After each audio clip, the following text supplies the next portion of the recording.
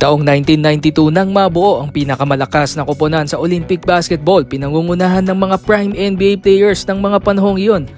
Johnson, Barkley, Jordan, Robinson, Pippen at Bird. Sa lakas nga ng kanilang koponan ay wala ni isang team ang tumalo sa kanila.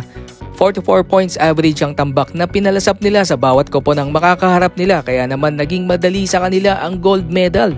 Sila ang USA Dream Team. Simula nga noon ay nagtuloy-tuloy ang pagbuo ng team ng USA ng mga elite NBA superstars at nakuha nila ang 6 na gintong medalya sa Olympics.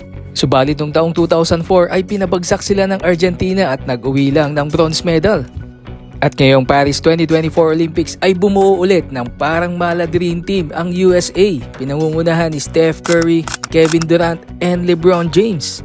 Ngayong Paris 2024 Olympics ay pasok na sa quarterfinals ang Team USA at mas maraming NBA players ang kanilang makakasagupa. Ano sa tingin nyo mga ka-bowlers, pwede na bang ikumpara ang Dream Team sa team ni LeBron James ngayong 2024 Olympics?